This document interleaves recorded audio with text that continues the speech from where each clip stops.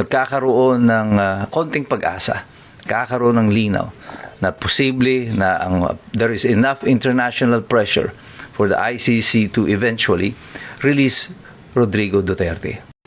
Isang maligaya at pinagpalang Pasko po sa ating lahat, sa lahat po ng mga iskumbro na sumama sa atin at sumubaybay sa atin sa taon na ito ng 2025. Isang pasasalamat po ang aking pinaabot sa inyong lahat.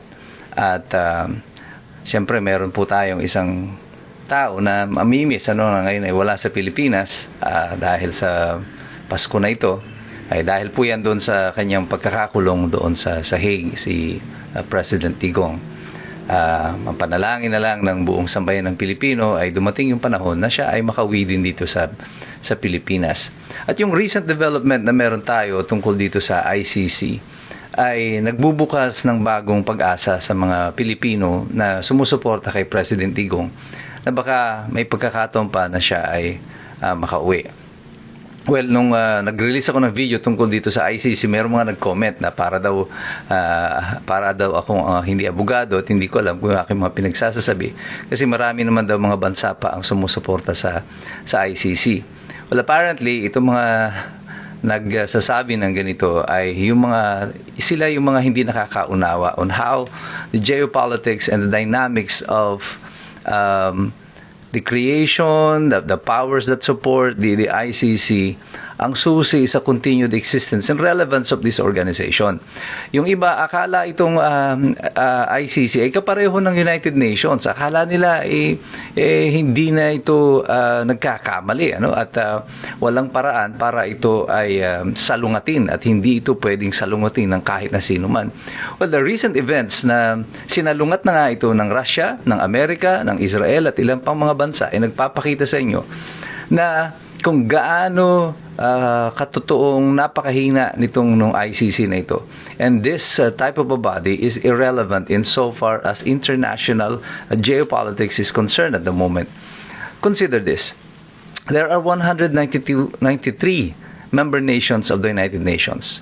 Of these 193, 139 initially signed the Rome Statute. Of that 139, 29 did not ratify.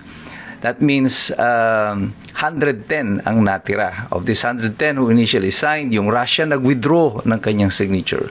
Yung Pilipinas nag-withdraw ng kanyang signature. And last June of 2025, nag-withdraw din po ang Hungary ng kanilang suporta. At sa kanilang withdrawal, ang presidente ng Hungary ay sinabi na this ICC ceased to perform the duty for which it was originally created. It has become a political instrument, a political weapon. Sinabi niya ito in support of Israel for what the ICC did in issuing a warrant of arrest against Israel. At kay Vladimir Putin ng Russia, inisyuhan din ng warrant of arrest. Now, you have to consider itong ICC kung gaano ito kakabulnerable under the following circumstances. Number one, yung malalakas na bansa ay hindi naman po nakapirma dito. Kasama dito ang Amerika, ang China, ang Russia, ang Turkey, at India, Pakistan, and another, hindi masyadong malakas economically, but it is a nuclear power, that is North Korea. At sa Europa, bukod sa Turkey at saka sa Russia, hindi rin pumirma dito ang Monaco. Kasama po diyan ang Ukraine, Azerbaijan, Armenia. At sa Middle East, halos lahat po ng mga bansa na mayayaman na nasa Middle East ay hindi po nagsipirma dito. And you will see that almost half of the world did not join the ICC. And what's the business of the ICC now issuing a warrant of arrest against Netanyahu, against Vladimir Putin? Mind you, Israel is not a member of the ICC. And so is Hamas. Kasi yung in-issue na warrant of arrest ng ICC dito laban kay Netanyahu is based on the war that is going on in Palestine. At in-issue din nila ng warrant of arrest yung mga leaders of Hamas at ganoon din sa Israel. But How can they enforce it? Ano? At why are they issuing warrants of arrest against non-member states like Israel and Hamas? At ganito rin yung nangyari sa Russia. Yung Russia and Ukraine are not even members of the ICC, and yet itong ICC pumasok ng himasok at ini-issuehan ng warrant ang Russia, si Vladimir Putin pati yung nais nila na arestuhin si Vladimir Putin allegedly for war crimes. But Vladimir Putin and Russia and even Ukraine is not a member of the ICC. So what the hell is the ICC doing investigating Russia and Ukraine? At dahil dito, gumanti na nga yung Russia at inisyuhan nila ng warrant of arrest itong mga judges of the ICC and yung mga prosecutors. Now, if half of the world did not join the ICC, so why is ICC acting as if sila yung implementer of global justice? There is no such thing as global justice. Justice should be reckoned or dapat ito ay iniimplementa ng bawat mga bansa kung saan ginawa ang supposed krimen.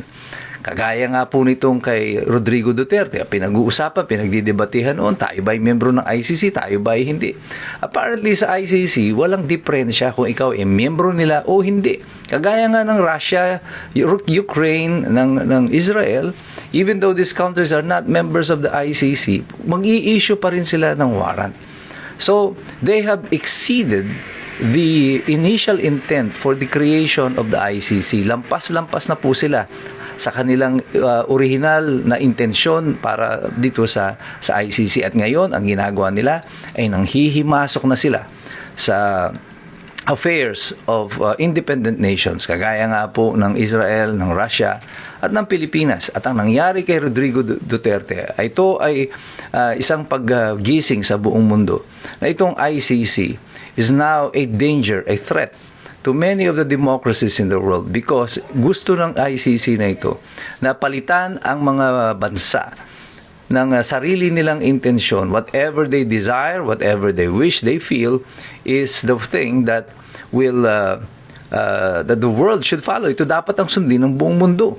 Na hindi naman po mangyayari yan sa kasalukuyan. Kanya po ngayon makikita ninyo na unti-unti ang ICC ay humihina ang impluwensya sa mundo. And there is now pressure. There is a pushback. Tinutulak sila ngayon ng Russia, ng Amerika, ng Israel at ng iba pang mga independent nations at sinasabi, pinakikita sa buong mundo, hindi relevant ang ICC sa kasalukuyan. At ito lamang ay magiging subject to abuse at aabusuhin ito ng mga tao na mayroong globalist agenda. Hindi po pwedeng ang isang malayang bansa ay dinidiktahan ng mga nasa malayong lugar at sinasabi sa atin kung paano natin patatakbuhin ang ating mga bansa. Kaya dito, nagkakaroon ng konting pag-asa, nagkakaroon ng linaw na posible na there is enough international pressure for the ICC to eventually release Rodrigo Duterte. Ang dalangin lang natin, I just wish that we have enough time that we can bring President Digong alive and well. Manalangin na lang po tayong lahat. At dito sa Kapaskuhan, isama niyo po ang ating dating Pangulo sa inyong mga panalangin. Pero sa ating pong pagdarasal, samahan lagi natin ito ng ating pag-aaral. Sapagkat mahirap makialam ang taong walang alam.